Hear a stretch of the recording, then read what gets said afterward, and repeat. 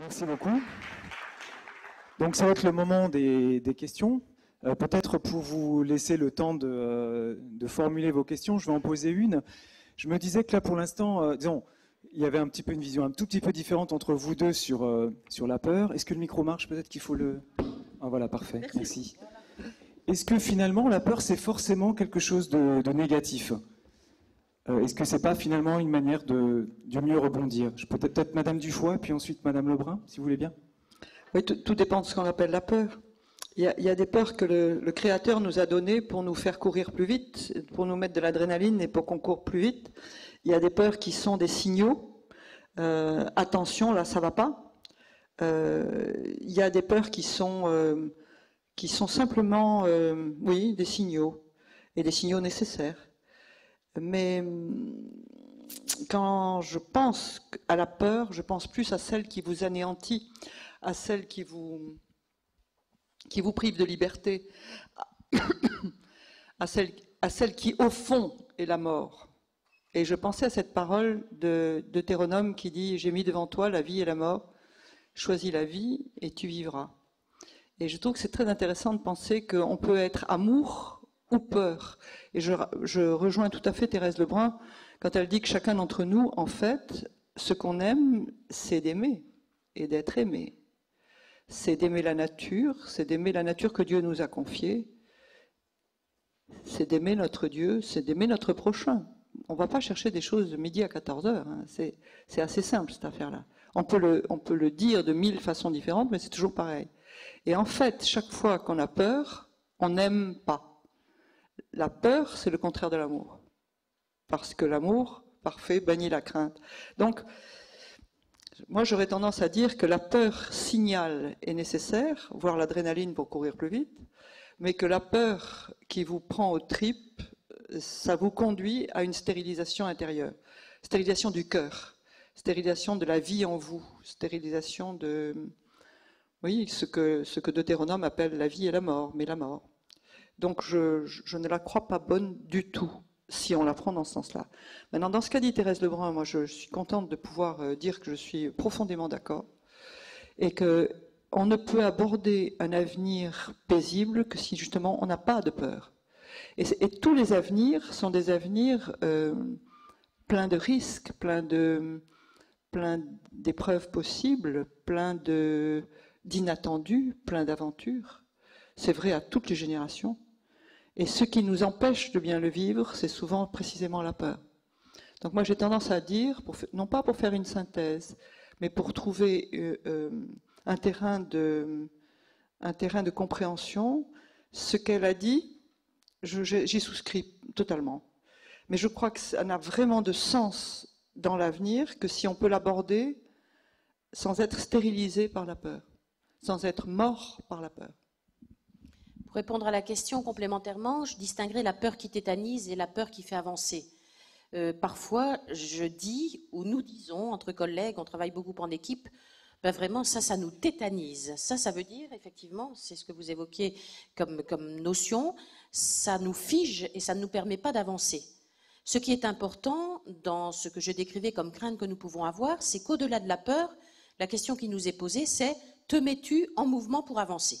Parce qu'on peut regarder le monde qui nous entoure et dire c'est pas beau, il y a des guerres, c'est triste, il y a des morts, il y a des accidents, etc. Confère les journaux qu'on ouvre. Tout à l'heure, j'ai bien aimé les jeunes qui disaient j'ai peur des médias, j'ai peur des nouvelles, j'ai peur du monde tel qu'il nous est présenté. Ce qui est important, c'est de réussir à nous mettre en chemin pour démarrer et pour aller vers ces chantiers qui nous sont confiés. Et la deuxième chose que je dirais, c'est qu'il me semble, vous avez parlé de l'amitié tout à l'heure, Madame Dufoy, que la peur diminue lorsqu'on peut être les uns avec les autres et partager. Et si on arrive à partager, et si on ose se dire « j'ai peur, je n'y arrive pas, je ne comprends pas », eh bien généralement on trouve la solution. Moi je dis souvent, lorsque j'arrive en travail en équipe, je me dis bah, là-dessus, on ne va pas savoir décider, c'est trop compliqué. Et puis on ressort et on a trouvé un chemin, une forme de décision, d'alternative, etc. Et donc, travaillons ensemble, on le voyait encore samedi matin dans ce carrefour que l'on avait, pour nous mettre en chemin. Et ça, c'est l'au-delà de la peur. Est-ce qu'il y a quelqu'un qui veut réagir? D'accord.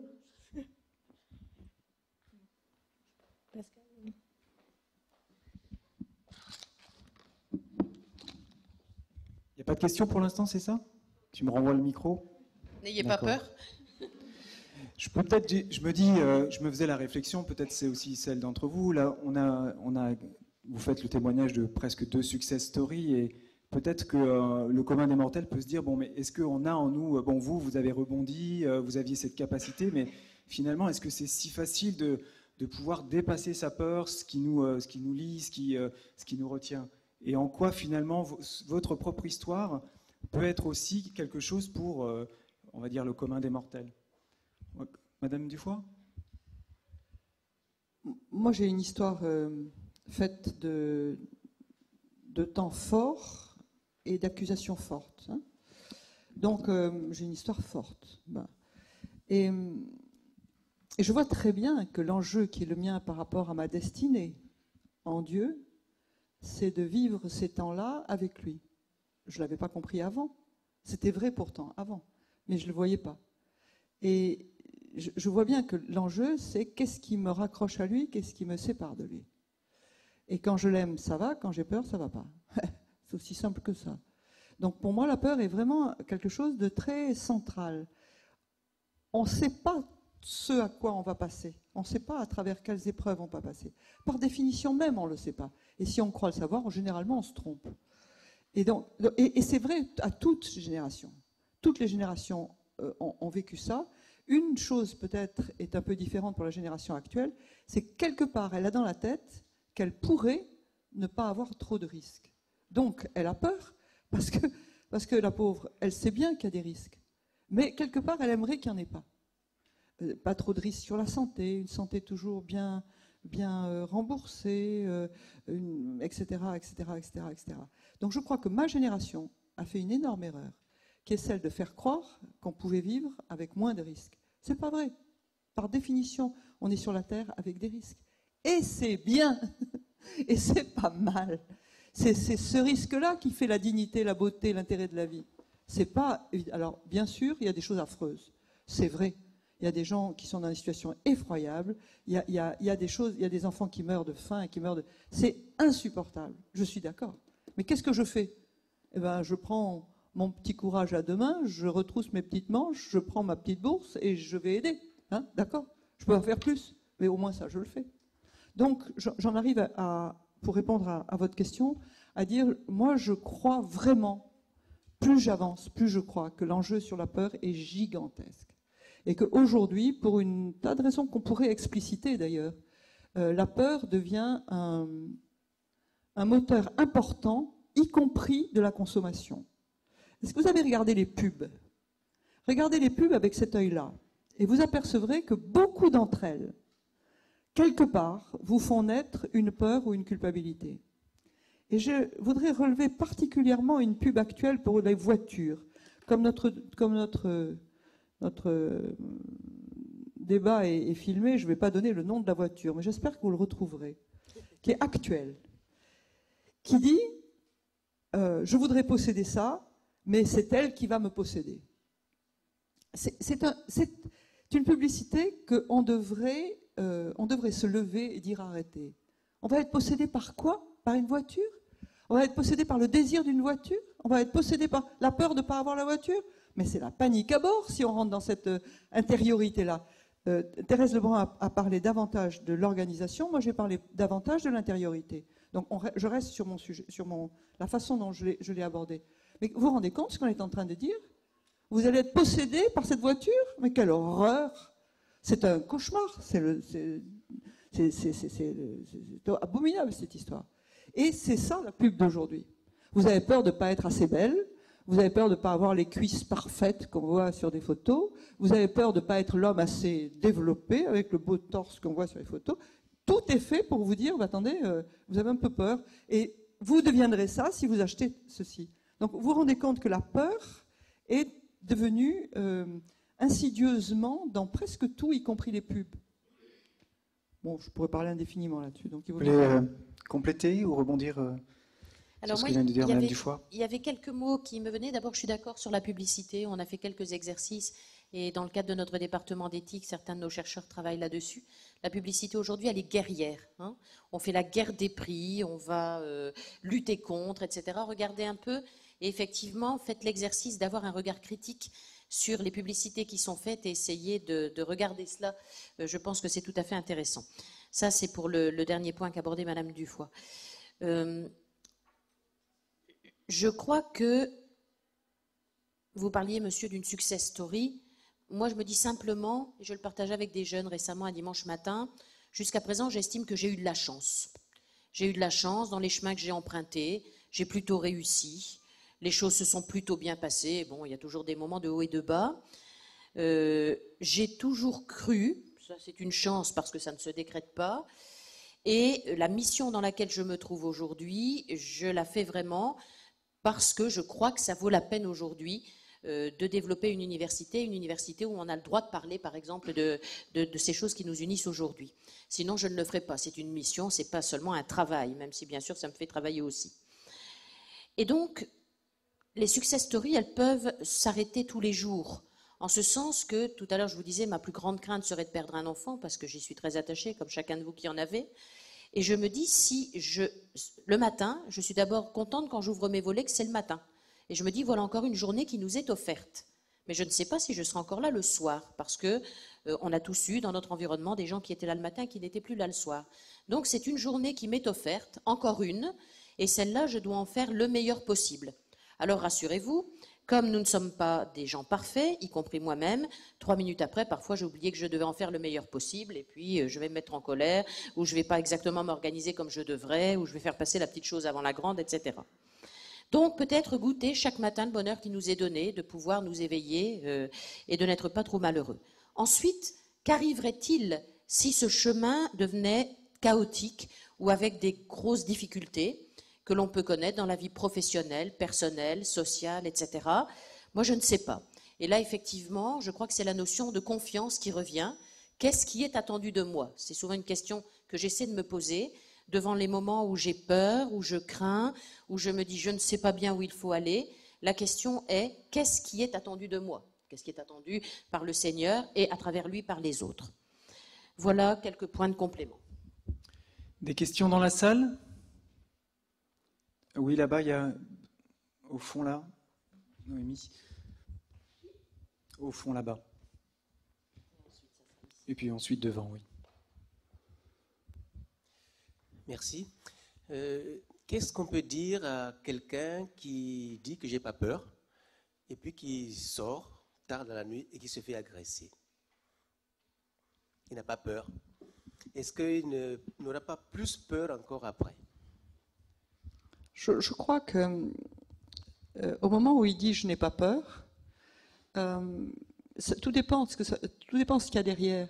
S'il y a derrière, je suis vachement fort, je suis un ceinture noire de machin truc, je ne risque rien, etc., et qui se fait agresser, c'est pas très surprenant. Si par contre, il a derrière lui, mon Dieu, tu m'accompagnes, tu me protèges, et si je suis agressé, tu tourneras au meilleur de ce que c'est, il n'est pas dans le même état d'esprit. Donc le problème, c'est l'état intérieur.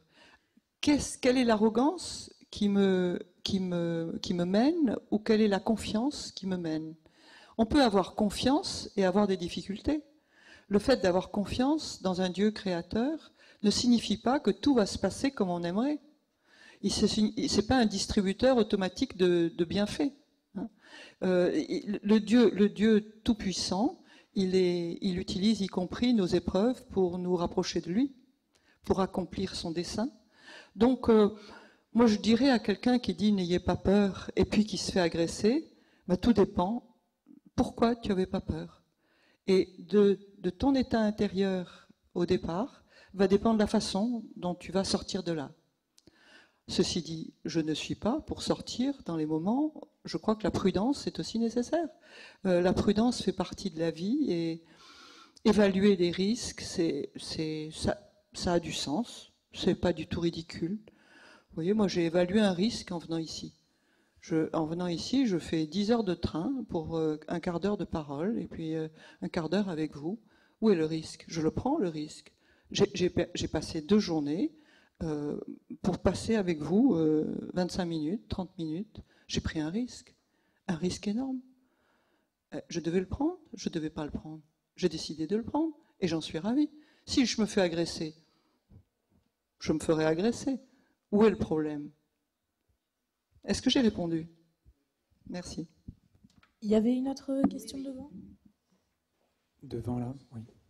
C'est une question et une contrariété par rapport à l'homme, l'espèce humaine. Passez le micro, c'est pour le fond, en fait. Nous, ça va, mais c'est pour le... Eu égard à la notion que l'homme est à l'image de Dieu. Or, l'homme est capable du meilleur, mais aussi du pire. Alors, c'est évidemment le pire là, qui me préoccupe. Les tueries, les crimes passés et actuels attestent qu'il y a cette dimension du pire. Donc, où la contrariété peut rejoindre une certaine peur, pas personnelle, mais par rapport au global, c'est la peur que le chemin pour être tout à fait à l'image de Dieu soit presque infini. Je vais faire un premier élément de réponse, mais certainement que Madame Dufoy complétera. Je crois qu'on ne peut pas ignorer le mal. Il y a le bien et le mal. Tout à l'heure, on évoquait le jardin d'Éden. Oui, l'homme, Dieu aime suffisamment l'homme pour lui donner la liberté jusqu'à et y compris faire le mal et jusqu'à se détruire. Je crois que c'est la plus grande révélation et la plus grande liberté qu'il peut nous donner. Prenons nos enfants. Est-ce qu'on leur donnerait la liberté jusqu'à la capacité à se détruire? Moi, j'y arrive pas, je n'y parviens pas. Donc vraiment, il respecte cette liberté et donc il y a bien le bien et le mal. Et je crois que notre vie sur Terre est un combat. Et quand même un combat permanent. Tous les jours, on a des éléments de combat. Il y a des jours plus durs que d'autres. Et je crois qu'on ne peut pas l'ignorer. Et tout à l'heure, c'est ce que je voulais vous dire en fin d'intervention, et je suis repartie sur une autre phrase. Que souhaite l'homme depuis qu'il est homme, depuis il y a 2000 ans? C'est d'être heureux. Si on demande à chacun de nous d'écrire sur un papier ce qui serait le meilleur pour lui, c'est d'être heureux avec lui-même et avec les autres. Je crois qu'il y a peu de sadomasochistes dans la salle qui écriraient qu'ils souhaitent être malheureux. Mais néanmoins, le mal existe. Et pour moi, le paradis, c'est justement ce temps où le bien aura gagné, où la victoire, en temps de Pâques, je crois qu'on peut l'évoquer, de la vie sur la mort, du bien sur le mal, l'aura emporté. Voilà, mais ce mal, il existe. Et il existe sur cette terre, et il est parfois abominable. Et à certains moments, monsieur, pour répondre à votre préoccupation, moi je me dis, il va finir par l'emporter. On va échouer. Voilà, ça c'est dans les jours où je ne vais pas bien. Le lendemain, ça va parfois mieux, mais ça m'effleure parfois. Oui, moi je suis d'accord avec ce qui vient d'être dit, complètement. Ce que je peux peut-être dire, c'est complémentairement, c'est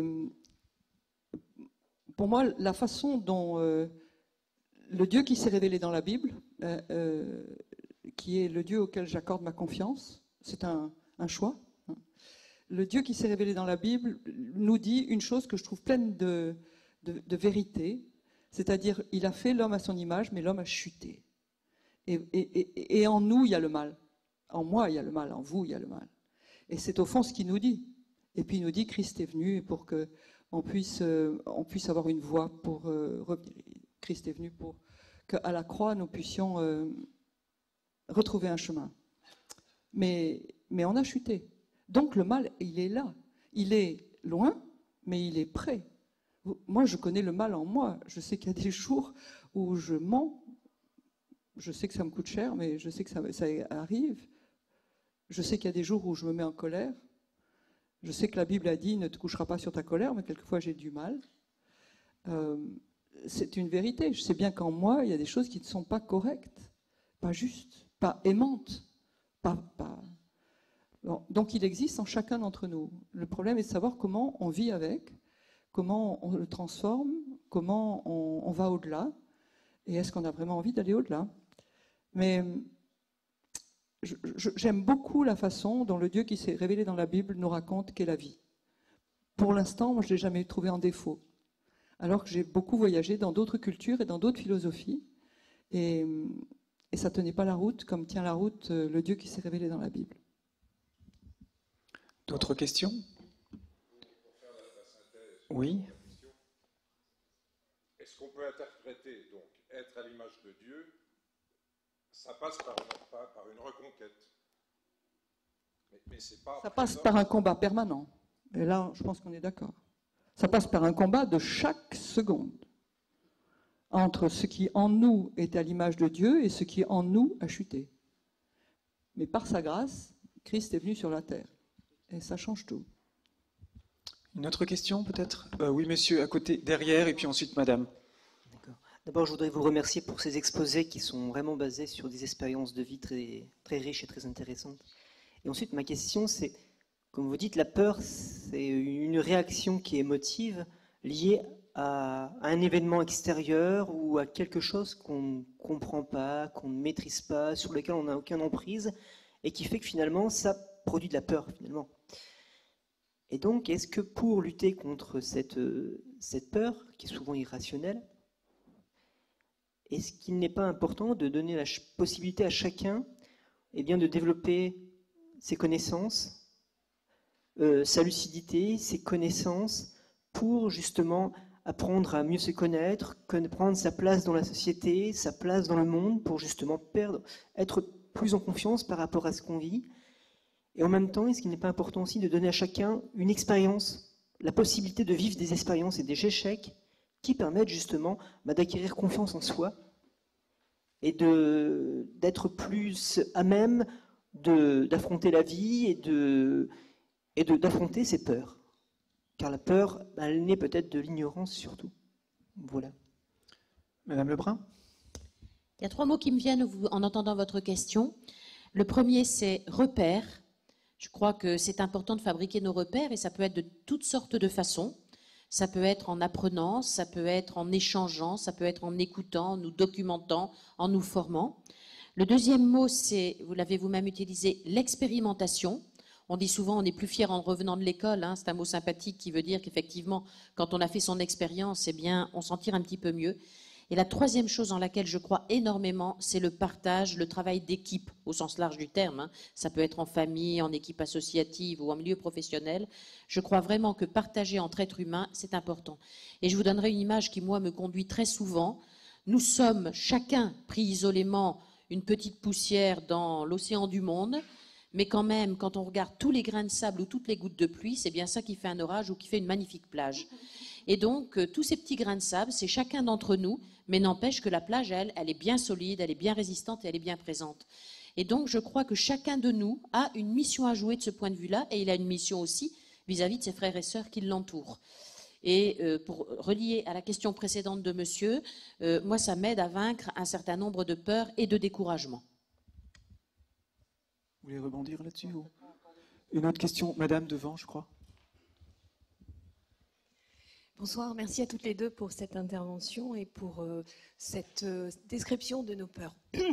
Alors, je voudrais poser une question à Madame Lebrun, parce que j'ai bien compris la réponse de Georgina. Donc, je voudrais vous remercier, Madame Lebrun, pour cette analyse de nos peurs et d'évoquer la crise comme un moment favorable à nos réponses pour nous faire réagir. C'est vraiment un très bon éclairage, merci à vous. Seulement, il y a une chose que je n'ai pas compris, comment vous surmontez personnellement la crainte de perdre vos enfants, par exemple. Ah, je ne la surmonte pas. Ah non, non, non. J'en ai peur tous les jours. Je me dis seulement, ayant la foi, si ceci devait m'arriver, c'est que ça serait le chemin qui m'est demandé. Et à ce moment-là, je ne serai pas seule sur ce chemin-là. Hein? C'est vraiment, c'est une histoire qui dit ça, je vais la redire très mal, mais c'est cet être humain qui dit au Seigneur, tu m'avais dit que tu marcheras avec moi, et pendant toute cette période où ma vie a été difficile, je n'ai vu que mes pas sur le chemin, et où le Seigneur répond, je te portais sur mes épaules, mon enfant. Et vraiment, je crois que c'est ça qui m'apparaît important.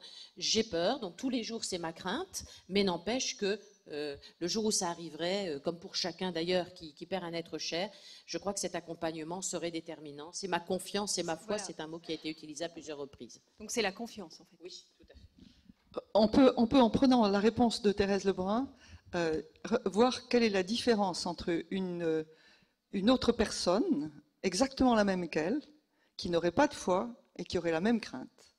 Imaginez dans quelle panique elle serait par rapport à cette crainte. C'est très intéressant de voir que la peur, elle existe, mais qu'elle se dit, bon, bah, si jamais je dois y aller, bah, je ne serai pas toute seule. Vous vous rendez compte la différence?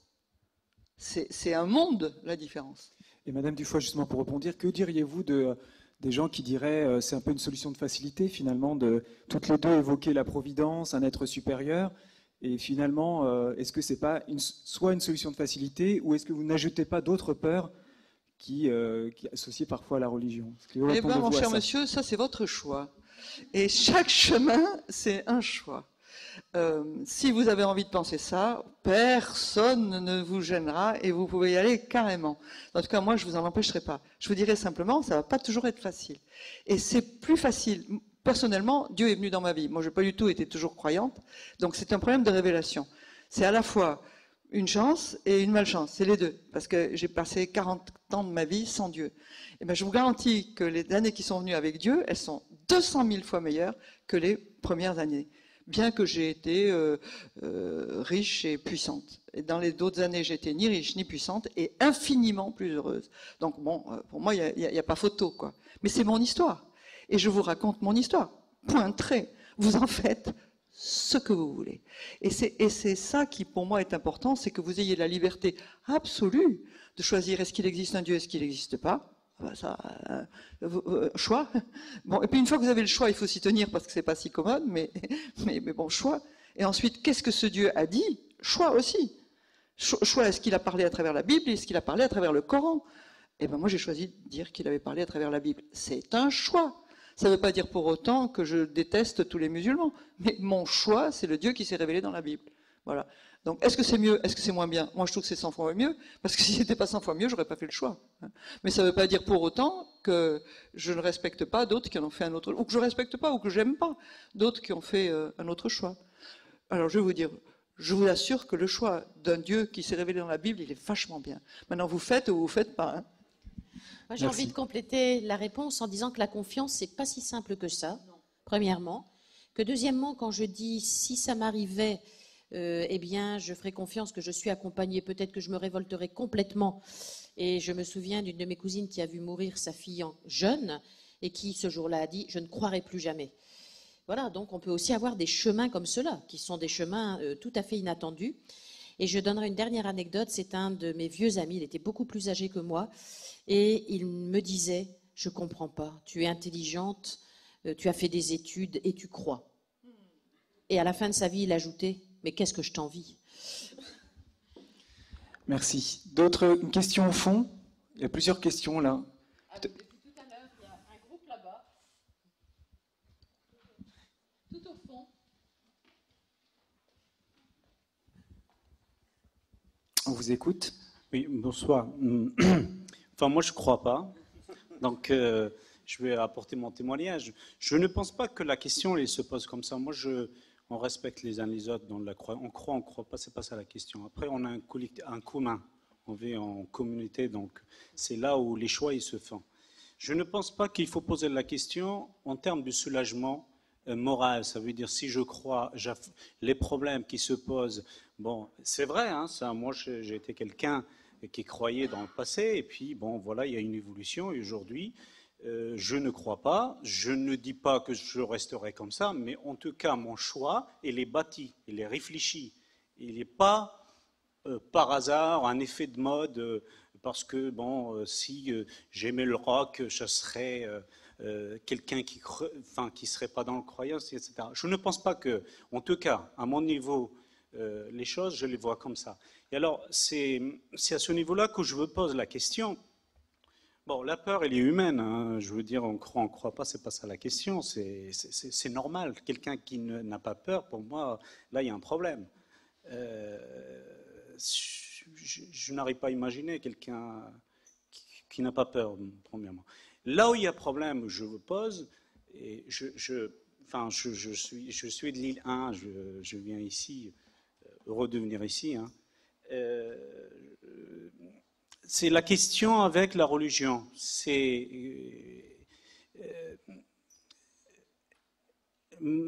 que je cherche à savoir, pour moi, la question fondamentale, c'est la mort. Parce que est-ce que je dois me poser toutes les questions en mettant en référence cette peur-là. Et celle-là, elle a motivé des débats, des discussions, beaucoup de choses dans l'histoire humaine. Et on y est toujours. C'est là, je voudrais bien avoir des réponses à ce niveau-là. Est-ce que cette peur-là, c'est pas elle qui quelque part, en dehors de... Je partage entièrement, madame, ce que vous avez dit sur le quotidien, hein, les combats qu'on peut mener, bien sûr. Et je pose encore cette question-là. Est-ce que cette question, elle est objective ou il a un but quelque part? C'est ça ma question. Vous savez, en tout cas, d'abord merci parce que votre question, elle est intègre, elle est honnête, elle est la vôtre. Merci de la poser. Si je comprends bien, votre question centrale, c'est que vous avez peur de la mort. Est-ce que c'est juste?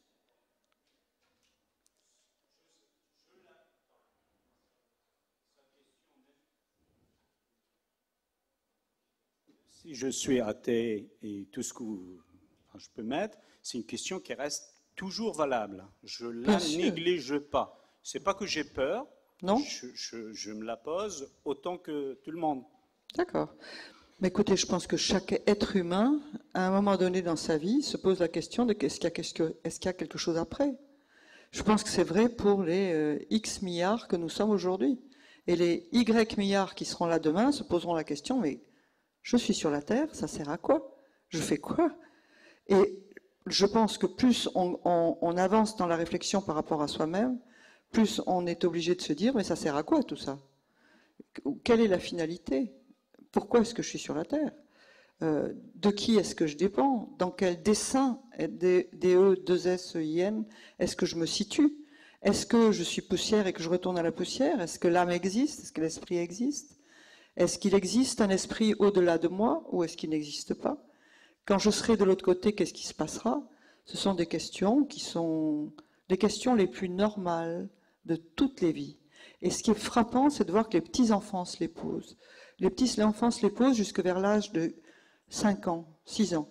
Après, ce qui s'appelle l'âge de raison fait qu'on n'entend plus chez les enfants. Mais quand les enfants sont petits, ils vous posent la question. Le petit chat vient de mourir, et toi, si tu meurs, tu vas aller où? C'est des questions essentielles. C'est même la question. Mais c'est la question qui peut vous amener à la mort, c'est la question qui peut vous amener à la vie. Et je reviens à cette parole sans répondre à votre question, et je le sais. Je vous renvoie à la parole de Deutéronome qui dit « J'ai mis devant toi la mort et la vie, choisis la vie, et tu vivras. » Et moi j'aime beaucoup cette parole parce qu'elle me laisse ma responsabilité à chaque carrefour de choisir ce que je crois être la vie, y compris dans mes pensées, y compris dans mes émotions, ce qui est très subtil, très précis et qui ne me laisse pas beaucoup de temps libre pour divaguer, parce que c'est comme un laser. Mais est-ce que cette pensée m'amène à la mort? Est-ce que cette pensée m'amène à la vie? Choisis la vie, dit l'Éternel Dieu, et tu vivras. Moi, je prends ce chemin-là et je choisis la vie. Maintenant, je sais qu'un jour, je vais mourir. Mon corps physique va mourir. Personnellement, parce que je reste dans ce qui est écrit dans la Bible, hein, personnellement, je crois que Christ est Sauveur et Seigneur, et je crois que j'aurai la vie éternelle dans mon esprit, parce que je crois que Dieu est esprit et vie. Donc je crois que je ne vais pas vers moins de vie, je crois que je vais vers plus de vie. Et moi, ça va bien avec ça. Ça va bien. Alors ceci dit, je comprends très bien que des gens pensent autre chose. Hein. Très très bien. Mais plus je vieillis, plus mon corps se fatigue, et plus ma vie dans l'esprit est vivante. Donc je vais vers plus de vie. Ben, ça me va très bien. Ah, il faut que j'accepte d'avoir des douleurs dans les genoux. Mais bon, à moi de l'accepter, quoi. Je voudrais aussi remercier monsieur pour son témoignage, parce qu'effectivement, c'est aussi ce partage-là qui est important. Donc, ça n'est pas une réponse que nous pouvons apporter, puisque vous avez apporté vous-même votre témoignage. Moi, j'ai de la peine au sens humain du terme, et ça ne regarde que moi-même, j'allais dire, pour les personnes qui me disent qu'elles ne croient pas, parce que je me dis, la personne qui ne croit pas a moins de chance que moi. À cause notamment de cette question de la mort, qui fait peur, je crois, à tout le monde, hein, qui n'a pas peur de la mort, sauf que chez ceux qui ont la chance de croire, parce que je crois que c'est une chance, elle peut être dépassée. Moi, j'ai vu mourir mon papa et ma maman, une belle-sœur l'année dernière en une journée, à 50 ans. Je suis certaine de les revoir. Et je peux dire qu'aujourd'hui, c'est une certitude. Est-ce que j'ai été angoissée en les voyant mourir? Oui. Et est-ce que j'ai peur de la mort? Oui, comme j'imagine chacun et chacune de vous. Et je crois que c'est un passage qui doit être, pour le moins, pas très agréable. Merci. Je crois qu'il y avait encore une ou deux questions. On a le temps encore pour deux questions, je pense. Donc, monsieur, oui? Moi, en fait, c'est pour rebondir juste au niveau de l'acceptation dont vous venez d'utiliser. En fait, pour revenir à l'exemple que vous aviez pris sur votre fille, qui était de considérer que la croyance permettait plus ou moins de gérer ses peurs, est-ce que ça ne pose pas la question de la responsabilité? Peut-être que je connais, disons, je connais beaucoup de croyants de surcroît qui sont pauvres, parce que où est la responsabilité divine? Où est la responsabilité que vous avez? En fait, faut-il accepter cette situation ou faut-il, par exemple, faire tout pour, je ne sais pas, peut-être diminuer les risques que votre fille ait des problèmes de santé? Bon, ça situe là parce que j'ai l'impression qu'il y a un discours quand même qui a l'air d'être orienté vers l'acceptation d'une situation, tandis que on pourrait dire qu'il faut changer, je ne sais pas. Bon. Vous voulez dire croire serait se résigner, c'est ça un petit peu? Voilà, on dirait que ça a tendance à ressembler à ça bientôt. Madame Lebrun? Moi, j'ai envie de répondre la chose suivante. La peur est ce qu'elle est.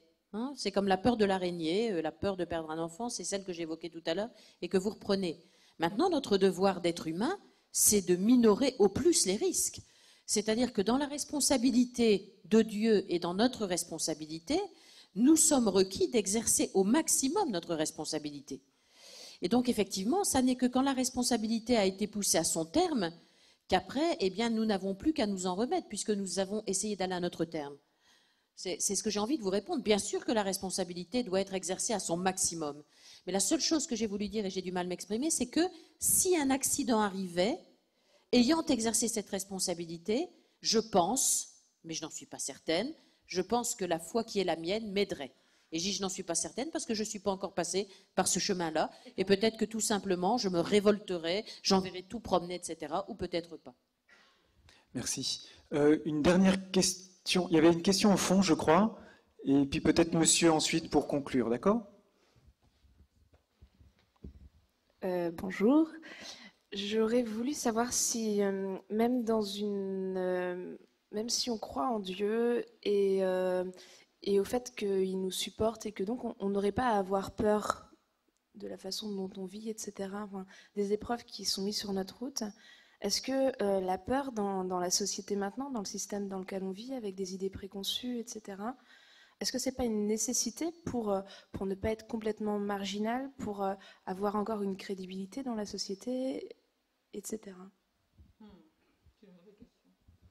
Madame Dufoy ou Madame Lebrun? Là, je vais répondre comme je réponds habituellement lorsque j'échange avec des étudiants ou des jeunes. Vous en êtes. Soyez le moins possible mouton de panurge, ou avec des instincts grégaires, et les adultes que nous sommes le vivons aussi. Essayez de voir ce qui en vous résonne. Effectivement, la peur peut être une mode, comme la violence, comme la publicité, comme le fait effectivement que tout ce qui est jeune, bien physiquement, etc., est beau. Qu'est-ce que ça veut dire? Il y a des vieillards qui sont très beaux. Et donc je pense qu'on a un monde qui est fait dans un mode que l'on adopte de plus en plus unifié, y compris d'ailleurs pour nous vendre un tas de choses. Ce que j'ai envie de vous proposer, c'est puiser au fond de vous-même et avec les autres, le partage que j'évoquais tout à l'heure, ce qui vous semble le mieux. Moi, je me dis souvent la phrase suivante: que ferais-tu en ton âme et conscience? Et ça, pour moi, c'est une phrase forte, en ton âme et conscience. Et parfois, je le dis à l'équipe avec qui je travaille, qu'avons-nous à faire en notre âme et conscience? Et quand on se pose cette question-là, on est un peu réveillé. J'ai envie de dire la même chose aux jeunes. Ne soyez pas grégaires, ne suivez pas les modes. Elles ne veulent rien dire. Elles n'ont pas tellement d'intérêt. Je suis complètement d'accord, et je voudrais simplement vous parler d'une chose qui vient de me faire un immense plaisir. J'ai entendu depuis très longtemps, dans le milieu dans lequel je vis, que ce sont les choses qui font peur, qui font gagner de l'argent. Quand je vois à la télévision les feuilletons, j'ai tellement peur, plus peur que mes petits-enfants, qui sont habitués à la violence, et moi ça me fait mal au cœur, j'ai espèce de crispation, là je dis moi, je vais quand même pas me rajouter encore des peurs à des peurs, même certains dessins animés.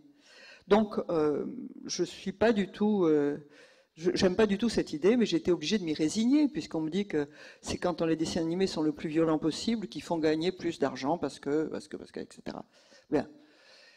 Et puis voilà qu'est arrivé le film des Ch'tis. Regardez ce film. C'est un film qui vous décrit. C'est un film où il n'y a ni violence, ni mauvais sentiments, ni peur. Ouf! Alors on pouvait se dire... Oh, les trains qui arrivent à l'heure n'ont aucun intérêt, on laisse tomber. Mais alors, ce qui est intéressant, c'est qu'il fait plein d'entrées. Et il fait plein d'argent. Et il y a quelque temps, on vous aurait dit, attends, un film qui fait sur des sentiments, je dirais sur des bons sentiments, aujourd'hui en France, mais ça fera un bide. En fait de bide, ça fait un fantastique succès. Donc on peut faire mentir le fait que d'être mouton de Panurge est nécessaire pour réussir dans la vie. Ils ont fait le contraire et ils ont réussi. Pourquoi? Parce qu'ils se sont basés sur des choses fermes. Ce sur quoi ils ont assis leur réflexion, ce sont sur des sentiments solides, sur des choses précises, sur des pierres fondamentales. Mais ça fait du bien. On est tous contents de pouvoir être élevés sur des choses fondamentales. En plus, qu'est-ce qu'ils vous ont dit de vous? Que vous étiez généreux et que vous étiez accueillant. C'est vrai. Mais ça fait du bien. Moi qui n'ai rien de ch'ti, qui suis totalement provençale et languedocienne, ça me fait... Donc, qui fait partie de ce qu'a dit le monsieur au début, dans le film, qui me régale à venir vous rencontrer parce que vous êtes généreux, parce que vous êtes ouvert. Donc je suis exactement dans ce cas de figure-là. Et ça fait non seulement, pas seulement un bon film, ça fait aussi un film qui fait des millions d'entrées. Oh là là là là là, à part gloire à Dieu, je ne sais pas que dire d'autre. Merci. On va finir avec une dernière question, monsieur, et je laisserai à... Oui, c'est ça, à Madame Lebrun et à Madame Dufoy de répondre. Ce sera peut-être, ce sera l'occasion d'une conclusion. Oui. Ma question est pour Madame Lebrun. J'aimais beaucoup votre analyse sur les risques de nos sociétés contemporaines et je trouve que vous avez fait une analyse assez pertinente et assez profonde. Est-ce que vous considérez que ces risques sont en grande partie liés avec le fait que dans notre société occidentale, nous vivons dans une époque où nous sommes dominés par une sorte de nihilisme et aussi par un relativisme moral presque complet? Alors, je dirais bien que ce qui me semble nous tirer aujourd'hui, y compris négativement, c'est la diminution des véritables relations humaines au profit d'un individualisme assez forcené, d'une société qui a la chance d'être en moyenne riche et gavée. Je dis en moyenne parce qu'il y a aussi des pauvres dans notre environnement, mais nous sommes riches et gavés.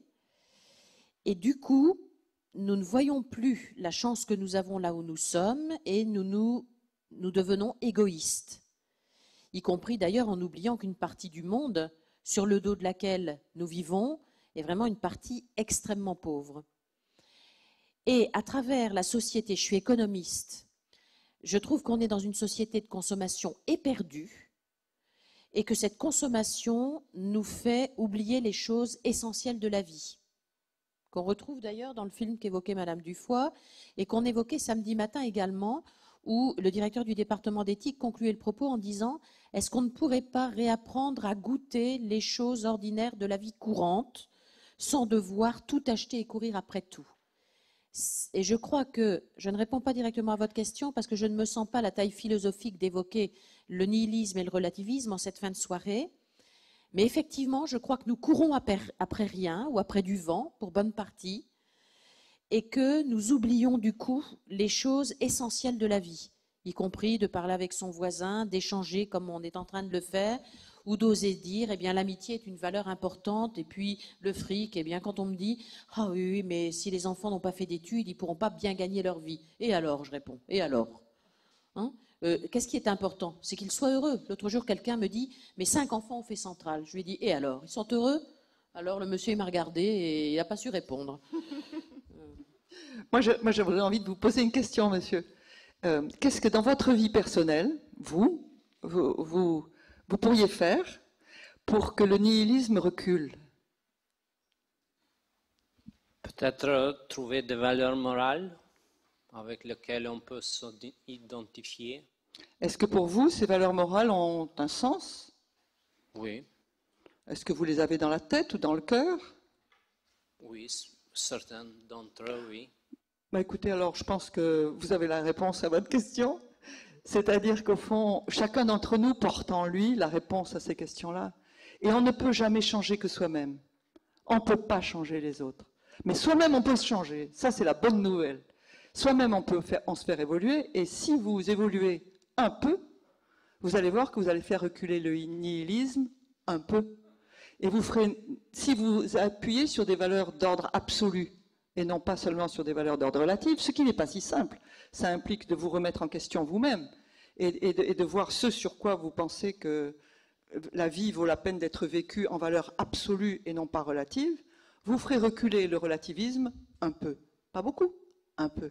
Mais c'est de peu en peu qu'on change la société. Et moi, je me suis engagée en politique parce que j'aime que la société change. Et je crois qu'elle peut changer avec l'aide de Dieu. Vous disiez, Madame Dufoy, à l'instant, on ne peut pas faire changer les autres.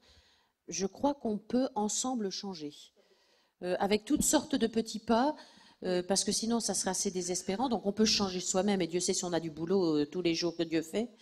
Mais je crois aussi je crois à la force du témoignage et de qui l'on est, à condition effectivement que ça soit fondé, monsieur, sur les valeurs que vous évoquez, le respect de chacun, l'égale dignité, etc. Je crois qu'on peut travailler ensemble à faire que le monde avance. Sinon, on serait dans un monde alors complètement désespéré. Et puis, ce ne serait pas drôle. Hein, ça ne serait vraiment pas intéressant du tout. Donc, moi, je me permets de souhaiter pour votre vie que le nihilisme recule et que le relativisme recule.